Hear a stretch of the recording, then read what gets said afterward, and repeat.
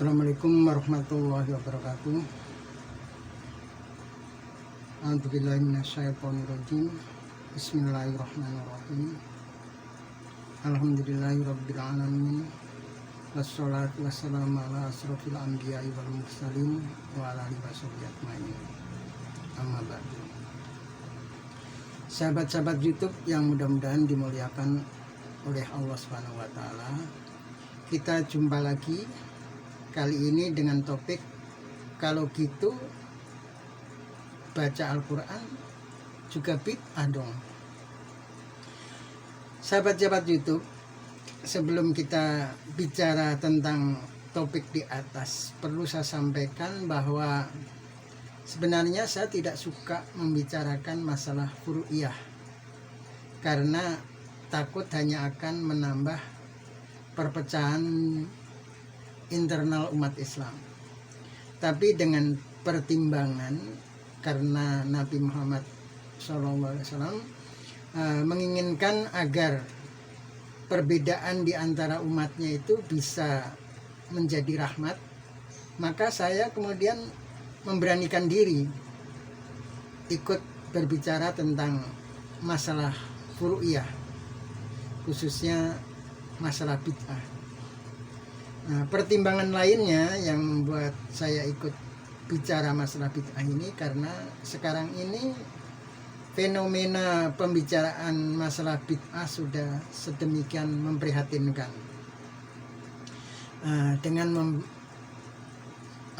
Dengan meminta perlindungan pada Allah Subhanahu wa taala, saya berharap dengan sangat mudah-mudahan keikutsertaan saya berbicara masalah bid'ah ini tidak membawa semakin keruhnya suasana, tetapi mudah-mudahan membawa rahmat.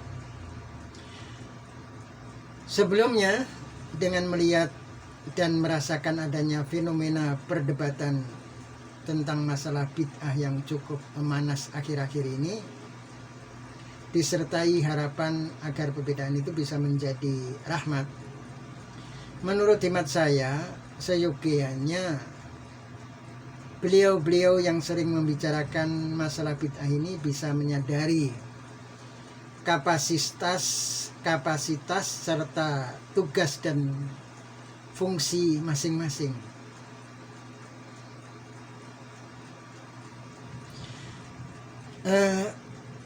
Kepada para asatid dan kiai yang berperan sebagai dai, seyogyanya bisa merasakan kalau tusi sebagai dai itu mengajak gitu. Jadi mengajak kepada jamaah atau umat melalui ceramah atau melalui penjelasan, bukan memutuskan gitu. Karena memutuskan itu tusinya hakim, bukan tusinya dai. Atas dasar tusi tersebut, para asatid, kiai alias dai yang ingin memutuskan seyogyanya tidak memutuskan sendiri-sendiri. Menurut hemat saya, yang demikian itu kurang elok. Keputusan yang seperti itu tidak ubahnya perbuatan main hakim sendiri, dan ini sangat berbahaya bagi kerukunan intern umat Islam. Berkaitan dengan masalah duniawi saja, kita nggak boleh main hakim sendiri itu. Apalagi ini menyangkut masalah ukhrawi. Keputusan yang masuk kategori main hakim sendiri ini lebih tidak elok jika dipaksakan kepada orang lain, apalagi dalam khutbah-khutbah Jumat. Karena kita harus sadar bahwa keputusan seperti itu jika dianggap benar pun hanya masuk tingkatan kebenaran menurut diri sendiri.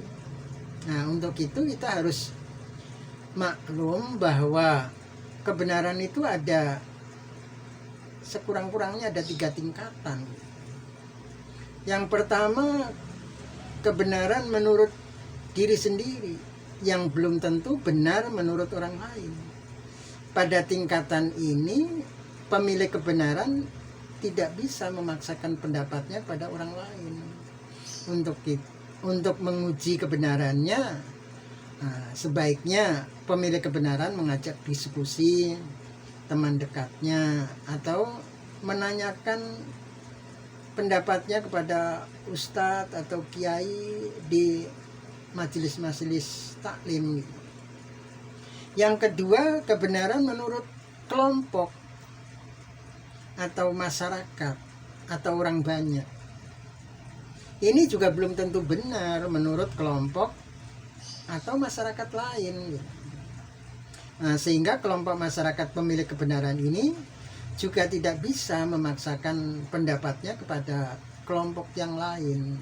Sebaiknya cukup dipakai secara intern oleh kelompoknya sendiri, kecuali sudah diuji kebenarannya dengan melibatkan banyak ulama dan akademisi tingkat nasional, syukur-syukur tingkat internasional dunia Islam, sehingga masuk kategori kebenaran menurut jumhur ulama. Itu pun tidak dijamin selamanya benar, karena bisa jadi tidak benar menurut jumhur ulama di masa yang akan datang. Yang ketiga, ini kebenaran mutlak.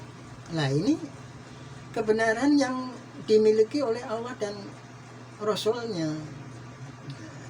Dalam masalah bid'ah ini yang ingin saya tanyakan adalah masalah membaca surat Yasin pada malam Jumat yang dibid'ahkan berdasarkan kaidah sebagai amalan yang tidak ada perintah dalam Al-Quran dan Sunnah, baik diperintahkan oleh atau dicontohkan oleh Nabi, dan tidak pernah dilakukan oleh para sahabat dengan disaksikan oleh Nabi. Kalau kaidah yang dipakai seperti ini, pertanyaan saya, kalau begitu baca Al-Quran juga bid'ah dong. Karena Nabi Muhammad SAW tidak pernah baca Quran, karena beliau ummi, nggak bisa baca, dan beliau hafal. Para sahabat, yaitu orang Islam yang hidup sejaman dengan Nabi, yang berarti apa yang mereka lakukan disaksikan oleh Nabi, banyak yang hafal Al-Quran. Sebagian yang tidak hafal tidak pernah membaca Al-Quran dalam bentuk mushaf sebagaimana kita lihat dan kita baca sekarang. Para sahabat yang disaksikan oleh Nabi membaca ayat-ayat Al-Quran itu yang ditulis di atas potongan kulit binatang atau di tulang binatang, biasanya tulang belikat unta atau pelepah kurma. Perlu diketahui juga bahwa ayat-ayat Al-Quran pada zaman itu ditulis menggunakan khot rik'ah, sementara khot rik'ah pada periode itu tidak menggunakan titik dan tanpa ringgit-ringgit, apalagi harokat atau tanda baca, sama sekali tidak ada. Mushaf Al-Quran ditulis ulang dalam bentuk kitab itu pada zaman Khalifah Utsman bin Affan, dan penggunaan khot nasr yang mengenal ringgit-ringgit, titik dan harokat seperti yang kita lihat sekarang, itu setelah wilayah kekuasaan Islam melebar sampai ke Baghdad. Itu terjadi jauh setelah wafat Rasulullah. Kalau kaidah bid'ah seperti di atas diterapkan bagi umat Islam yang membaca surat Yasin, yang notabene juga bagian dari Al-Quran, maka penerapan kaidah ini harus konsisten. Berlaku juga bagi umat yang membaca surat-surat lain yang merupakan bagian dari Al-Quran. Maka yang harus dibaca adalah Al-Quran versi zaman Nabi dulu, yang tertulis di atas kulit binatang, tulang belikat unta, pelepah kurma, dan khotnya juga harus rik'ah yang original. Nah, itu tentu tidak mungkin bisa dilakukan, membaca Al-Quran seperti yang pernah disaksikan oleh Nabi Muhammad SAW.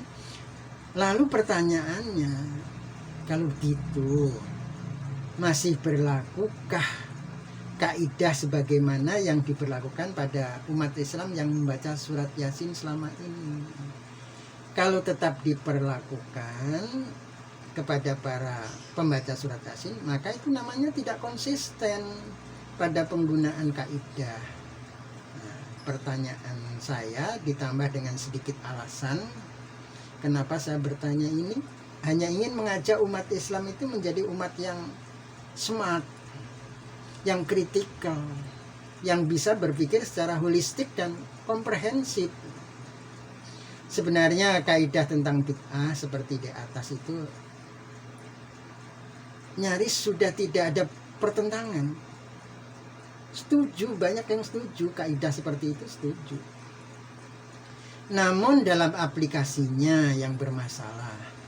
Dalam aplikasinya perlu ada pembatasan, sebagaimana pembatasan yang sering dikemukakan oleh MH Ainun Najib atau Cak Nun, bahwasannya bid'ah itu hanya berlaku untuk ibadah mahdoh saja.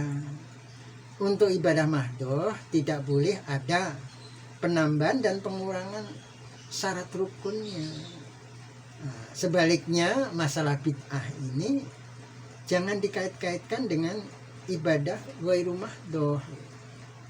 Nah, bagi yang belum puas dengan pembatasan yang dilakukan Cak Nun ini, kita bisa menambah wawasan dengan menyimak penjelasan ustadz muda yang kaya literatur dan penguasaan literaturnya cukup baik, yaitu menyimak penjelasan UAS Ustadz Abdus Somad di YouTube yang sudah diupload dengan judul Kumpas Tuntas Masalah Bid'ah.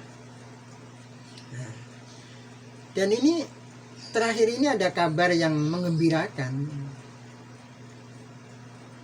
berita menarik dari Kiai Sepuh yang juga kaya literatur, menguasai banyak ilmu alat. Beliau siap diajak diskusi tentang bid'ah. Dan paling menarik, beliau telah mengatakan bersedia berdiskusi dan menyiapkan tempat diskusi, serta siap mengikuti pendapat lawan diskusinya jika beliau kalah dalam diskusi atau jika beliau tidak mampu mempertahankan pendapatnya. Beliau adalah Al-Mukarram Kiai Haji Sukron Makmun. Penjelasan beliau tentang bid'ah yang begitu rinci dan jelas juga sudah diupload di YouTube. Monggo para asatid dan para kiai untuk berijtihad lagi dengan sungguh-sungguh, disertai dengan berpikir secara holistik dan komprehensif, agar perbedaan pendapat di kalangan umat Islam ini bisa menjadi rahmat. Umat Islam menjadi semakin cerdas dan kritikal. Sekian atas perhatiannya, saya ucapkan terima kasih. Assalamualaikum warahmatullahi wabarakatuh.